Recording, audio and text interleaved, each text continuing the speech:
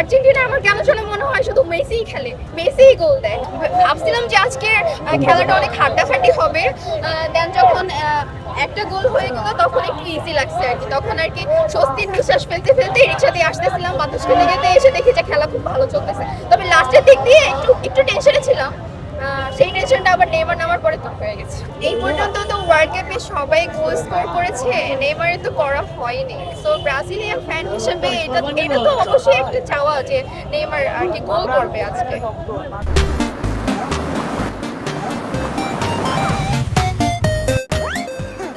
একটু ট্রল হইতে হয়েছিল, বাট এটা কোনো ম্যাটার না, কারণ মরক্কো অনেক টাফ টিম। তো সেই ক্ষেত্রে দেখা গেছে আলজেরিয়া তো এত শক্তিশালী দল না, তো সেটার সাথে ওরা জিতেছে আর মরক্কোর সাথে আমরা ড্র করেছি, এতটুকুই আমাদের জন্য এনাফ। কারণ 22 সালের হচ্ছে ওরা সৌদি আরবের সাথে মানে 2 গোলে হেরেছে, তো আমরা মরক্কোর সাথে ড্র করেছি, এটা খারাপ কি?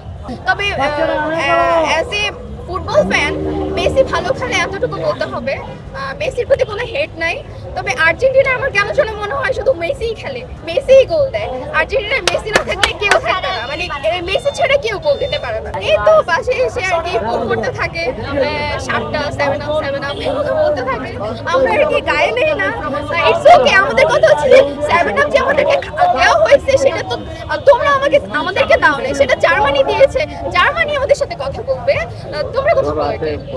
আজকে যে বলবো যে তোমরা তো আশা করছিলে যে আজকে হেরে যাবো, কিন্তু দেখো তোমাদের সে ঘুরে বালি, তোমরা এখন ঘুমাই যাও।